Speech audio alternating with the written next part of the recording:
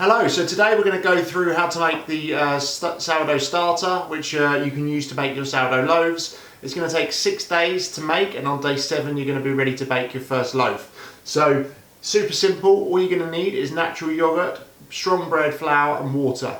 So on day 1 we're just going to add 200 grams of natural yogurt into a kiln jar.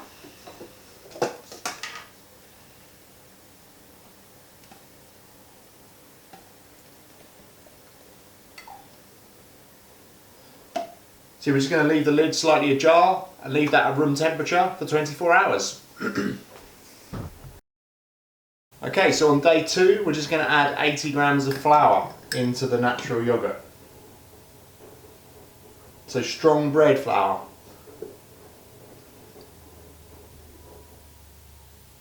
We're just going to stir that in so it's nice and combined, and then we're going to leave that for 2 days.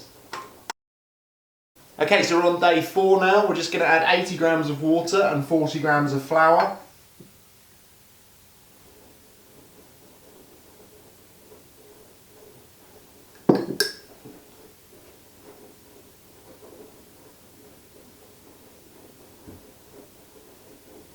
Give that a good mix, and then we're going to leave that for 24 hours.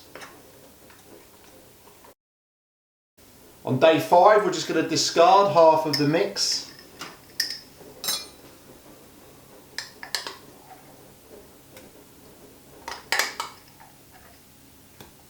And then we're going to add 100 grams of water and 100 grams of flour.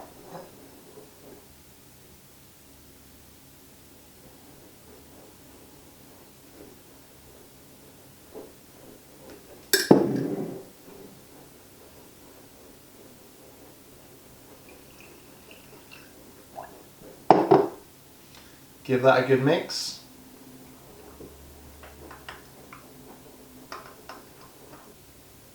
And we're going to leave that for another 24 hours.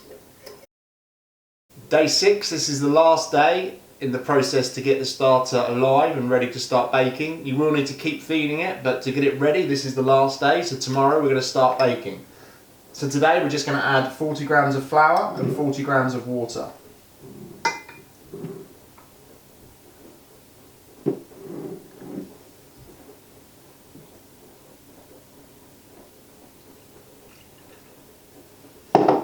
Again, give that a good mix, and then leave that, and then tomorrow we're going to start baking. If you've got any questions, just write them in the comments, and I'll try and answer them for you. But literally tomorrow you will be ready to start baking. Right, we're on day 7 now. Our starter dough's bubbling away nicely. I'll show you a close-up of that so you can see kind of what we're looking for before we start baking. You can see there's plenty of bubbles in there, and this is the kind of texture that you're looking for. So to bake the sourdough loaf, you're going to need lukewarm water, strong bread flour, salt, and your sourdough starter. We're going to start by putting 230 grams of water into the mixing bowl.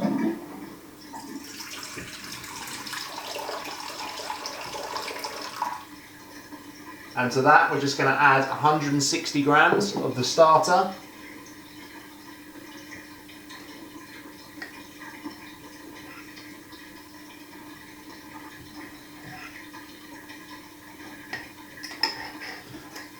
And 410 grams of flour.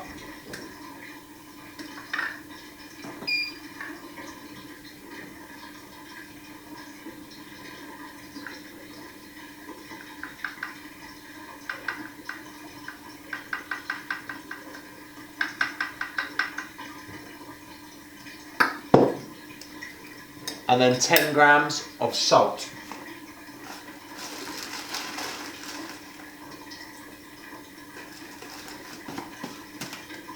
And we're ready to start mixing. So there's no set time to the mix.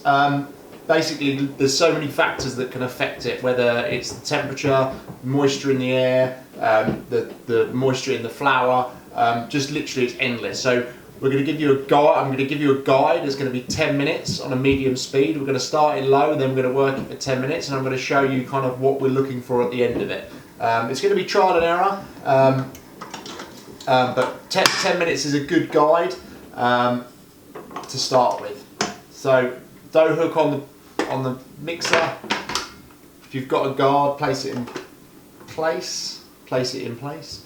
And just start on a low speed and let it come together, and then we can speed it up. Now while that's mixing, we're going to feed our starter. So we took out 160 grams, so we're going to put back in 160 grams. So whatever you take out, you always put back in at a ratio of 50-50 to flour to water. So I'm going to just literally grab the scales now and feed that, and then I'm going to put that back in its home, ready to bake again tomorrow.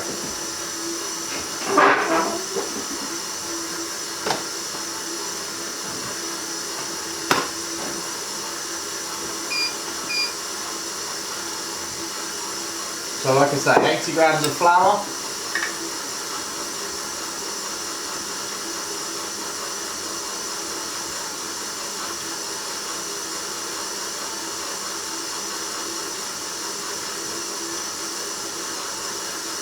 and 80 grams of water.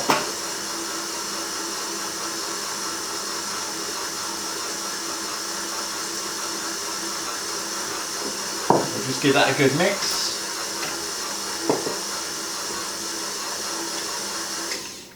Okay, so today I know what I'm looking for, so after 10 minutes it wasn't quite there. I'm going to do a close-up of what this looks like now, and I'll show you kind of the texture, and then we're going to get that into a proving basket. So yeah, so this is what we're looking for. That's had about 14 minutes now, okay? But it's nice and stretchy. I say proving basket, I mean plastic pot. You can just prove it in the mixing bowl, that's absolutely fine, but for the purpose of today, we're going to, as I say, getting your hands too sticky, we're just going to use a blue scraper. So straight, you want all of the dough off the hook and out of the bowl.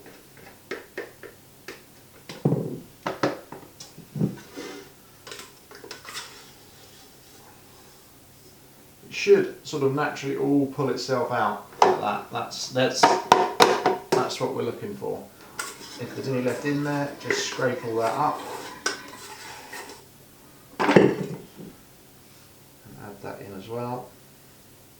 The benefit of it being in this container rather than the bowl is this is on the 1 pint line now. So we're looking for it to double in size. So I want it to be kind of at about this natural mark on the container when it comes to its second prove. So I'm going to pop that on the windowsill above the radiator. That's the best place in this house that we've got in terms of temperature. You're looking at around 22, 23 degrees ideally. Anywhere where it's too hot, it's going to just literally overprove and just collapse. Anywhere where it's not hot enough, it's just not going to prove. So it's kind of trial and error. You just need to find somewhere that it's going to work. Like I say, airing cupboard's probably literally consistently perfect temperature if you have an airing cupboard. So I'm going to place that on my windowsill for 3 hours, and then we'll come back to it. So as you can see, after the 3 hours of its proving, it's risen. It was at the 1 pint line, and now it's nearly at the 2 pint line. It's got lovely bubbles in there as well, so this is ready for the next stage. Okay, so at this point we're going to look to take the dough out, we're going to knock it back, and then we're going to fold it in a specific way. So it's like, we kind of refer to it as like a compass fold, so it's like north to south, east to west. Also an envelope fold is just so you're folding as if, so it would look like an envelope, so it's got the folds, if that makes sense. Same principle, I'll show you so it all makes sense. And then we're going to place it into a proving basket, an actual proving basket. If you have one, this is like a Banaton. These are great. You get the kind of lines that you see in the traditional sourdoughs. For the purpose of the demo today, I'm just going to line that with a tea towel. So you can basically prove it in anything. We're not going to bake it in this. So if you've got a Pyrex jug like this, you can prove it in that. If you've got a baking tray, you can prove it in that. You can prove it in anything. Prove it in a bowl, and then because we're going to turn it out. So line whatever it is you're going to prove it in with a tea towel, and then we're going to dust that with a little flour. You want to use ideally a mix of 50-50 bread flour and rice flour. We'll just lightly dust that. And then we're going to start to fold the dough. Okay, so the dough's doubled in size after it's first proved, so we're just going to scoop that out onto the bench.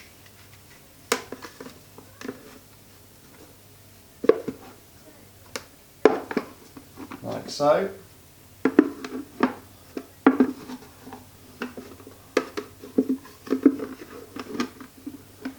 Make sure you get it all out.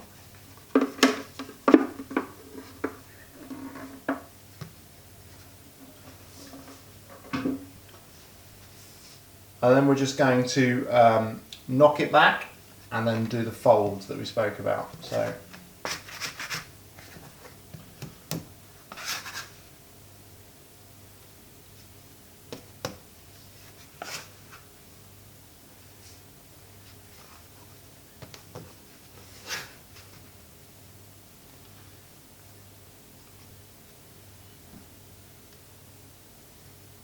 And then we're going to shape it. So when it comes to shaping it, we just want to create a shape that's going to fit into our proving basket. So we've got an oblong one, so we need to kind of make it a little oblong in shape. It is obviously going to spread in the basket, so we don't need to worry too much. But what we're going to do is we're just going to look to push it back on itself like this. Keep folding the edges back underneath, pull it back, fold the edges underneath, pull it back, fold the edges underneath, pull it back. And then if you're looking for a round one, you just want to come in underneath it like so to create a round one to go into your basket. But like I say, oblong, just pull it back on itself like this.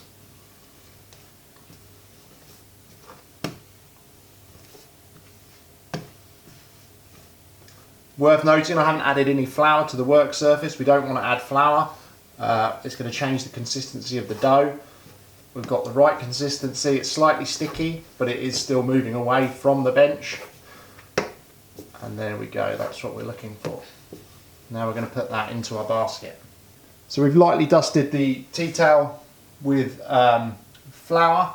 So we're going to pick this up, and the top side is the presentation side. So that's going to go in upside down effectively. I'm just going to bring these edges together. We're going to place that back where we've been proving up till now. We're going to put it to bed. We're going to tuck it up, and we're going to leave that for another 3 hours. Okay, so we've got a saucepan with a little bit of water in. I'm going to show you what we're going to do with that in a moment. I've got a tray lined with a non-stick mat. You can just use silicone paper. I like this because it's sustainable. We're not throwing it away. We're just reusing it. I'm going to open the basket up. Just feel the bread. You can see how much that's risen. So we're just going to lightly dust the base of it with a little bit of flour. And then we're going to turn that onto the tray. So we're going to bring them together. Like so. Let it just turn over. Lift off the banneton. Lift off the tea towel. And now we're just going to score the bread. Now if you've got plenty of time on your hand, you can play around with this. There's loads of different ways to score it. You can make all sorts of fancy patterns. So using a Stanley knife, all we're going to do with this is we're just going to run one line, a nice deep insert all the way through like so. And that's what we want. We want one clean, crisp line. Now we're going to put that in the oven. This is where the water comes in. So I've got the oven preheated to 270 degrees, which is basically as hot as the oven will go. I'm going to open the oven door. I've got a tray in the bottom of the oven. I'm going to pour the water into the tray and then quickly place the bread in and shut the door as quickly as possible. What's going to happen is as soon as the water hits the tray, it's going to create steam, which is going to give us a great crust on the bread. But I need to get the oven door shut as quickly as possible. So I'll show you how we do that safely. Okay, so everything close to the oven, ready to go. And then, yeah, like I say, literally water in, bread in, shut the door, and we're going to give that 25 minutes. So this is fresh out of the oven. This is what we're looking for. It's got a beautiful crust on it, as you can hear. and we're just going to let that rest for 20 minutes before we cut it, and then we can enjoy it.